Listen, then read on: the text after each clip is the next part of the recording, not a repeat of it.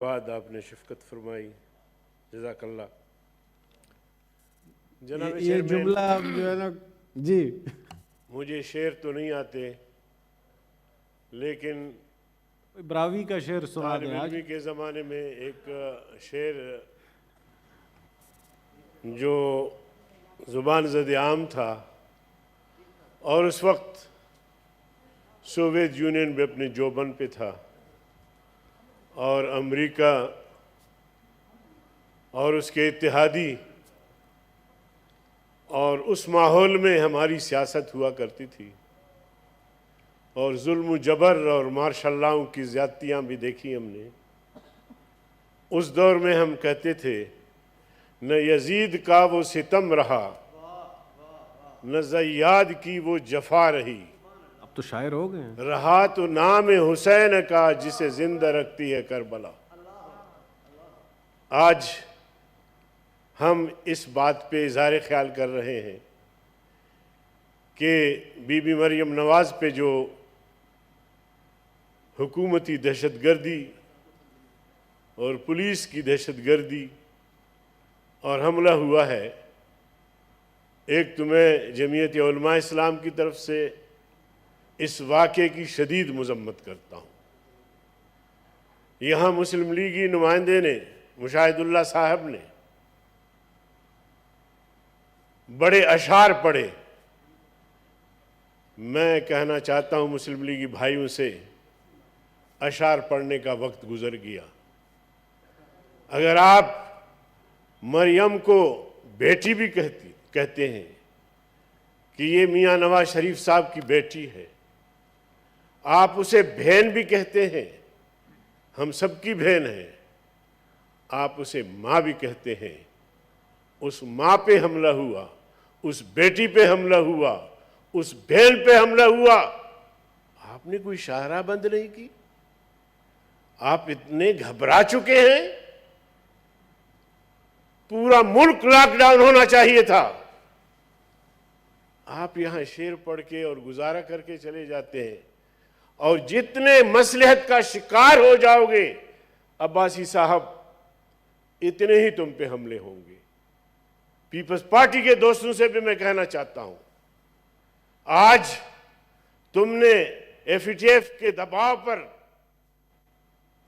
قانون سازی کی، ملک بچ گیا جی۔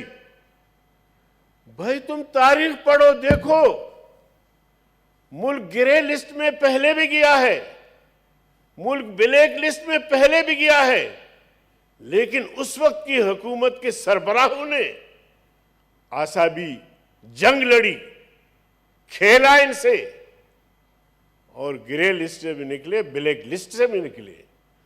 اور 2018 میں جو ملک ان کے حوالے ہوا، اس وقت وائٹ لسٹ میں تھا پاکستان، وائٹ لسٹ میں تھا، اور جناب عالی دباؤ میں آ کر آپ نے بھی ان کا ساتھ دیا کہ جی ملک کا بچانا ہے، قومی مسئلہ ہے، ملک کا مسئلہ ہے۔ بھائی آپ نے پاکستان کو غلامی کے گہرے گھڑے میں اور تاریکی میں لے گئے، اور اس طرح یہ دباؤ آپ پر بڑھتے رہیں گے، آپ مزید قانون سازی کرتے رہیں گے، عالمی اسٹیبلشمنٹ نے جب چاہا تو تمہارے پاس کوئی راستہ نہیں ہوگا۔ اس لیے میں اپوزیشن کی دونوں بڑی پارٹیوں سے گزارش کرنا چاہتا ہوں کہ ماضی میں بھی یہ حکومتیں تھیں، یہ حکومت اتنی دباؤ میں کیوں آ گئی؟ بہرحال وہ ایک الگ ایشو ہے۔ ایشو یہ ہے کہ مریم بی بی پہ حملہ ہوا اور ہم نے یہاں واک آؤٹ بھی نہیں کیا، کوئی قرارداد مذمت بھی نہیں پاس کروائی۔ یہ آپ ان سے توقع رکھتے ہیں تحریک انصاف سے انصاف کی؟ خواتین پہ حملہ، خواتین کے آنچل تار تار ہوئے، اور ہم ایک قرارداد مذمت یا ایک واک آؤٹ بھی نہیں کر سکتے اس بڑے حادثے اور واقعے پر؟ تو جناب چیئرمین، اس پر میں اتنا کہنا چاہوں گا۔ اس سے اگلی بات یہ ہے جناب چیئرمین کہ ایک اٹارنی جنرل جو ریاست کا ملازم ہے وہ اتنا بڑا بیان دے دیتا ہے اور حکومت ٹس سے مس نہیں ہو رہی اور اپوزیشن میں خاموش ہے سوائے ایک بیان کے. کراچی سندھ کا حصہ ہے, سندھ کراچی ہے, اور اتنا بڑا بیان دینا آج اس کو معطل ہونا چاہیے تھا. مگر میں نہیں سمجھتا کہ اپوزیشن بھی اس طرح کی نرم نرم کی باتیں, میں ابھی مولانا صاحب کو بھی سن رہا تھا, تو ایک ملازم کو, اسٹیٹ کے ملازم کو, اس کو اب تک معطل ہونا چاہیے تھا. جناب چیئرمین, چمن میں جو کچھ ہوا وہ انتہائی شرمناک اور افسوسناک, انتہائی شرمناک. اور مشکل یہ ہے کہ ایسے بڑے حادثات ہوتے ہیں, اس کا کبھی تدارک نہیں ہوا. ماضی میں بھی یہ حادثات ہوتے رہے. ہمارے جمعیت علماء اسلام کے مرکزی ڈپٹی سیکرٹری جنرل تھا, چمن میں بم حادثے میں شہید ہو گئے. مجھ پہ حملہ ہوا, میرے قائد پہ 3 جانلیوا خودکش حملے ہوئے. آج کسی نے بتایا کہ یہ کون سی قوتیں ہیں؟ اور جناب والا, یہ جو ایف ای ٹیم کی میں نے بات کی,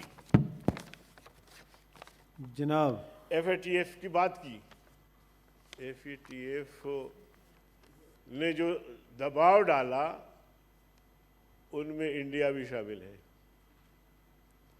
اور آپ جو کشمیر کے حوالے سے کبھی قانون سازی ایسی ہو کہ کشمیر کے لوگ جو اپنی آزادی کی جنگ لڑ رہے ہیں, جدوجہد کر رہے ہیں, کل ان کو بھی دہشت گرد ڈکلیئر کیا جائے گا, پھر کیا ہوگا؟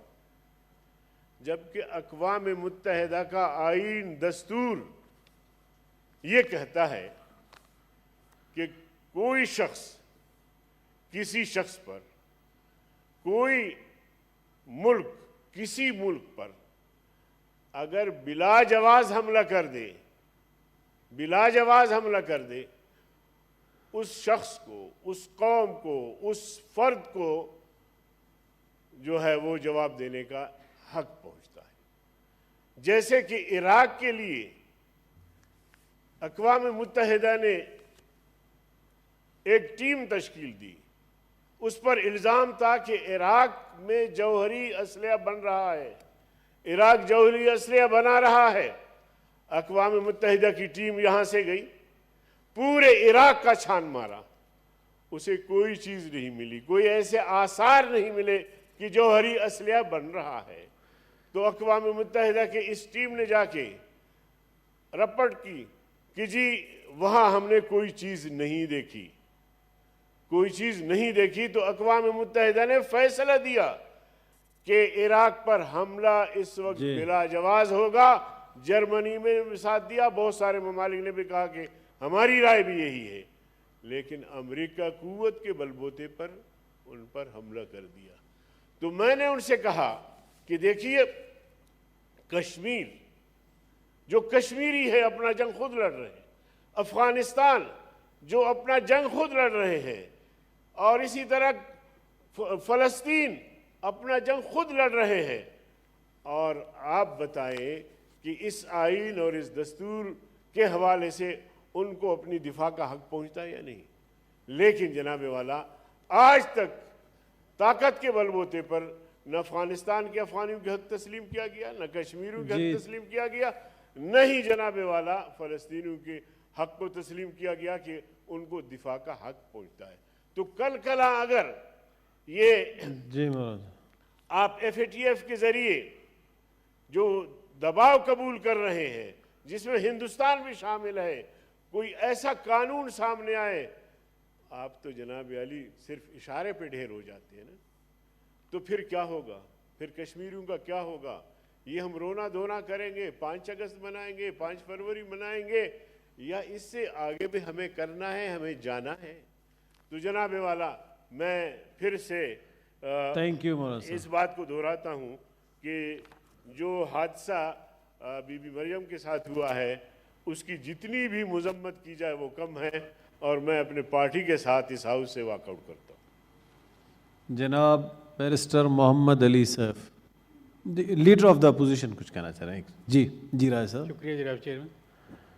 یہ جو مریم نواز کے ساتھ کل پرسوں واقع ہوا ہے، میں سمجھتا ہوں کہ اس کو سامنے رکھتے ہوئے ہم اپوزیشن جو ساری ہے وہ واک آؤٹ کرتی ہے احتجاج کے طور پر.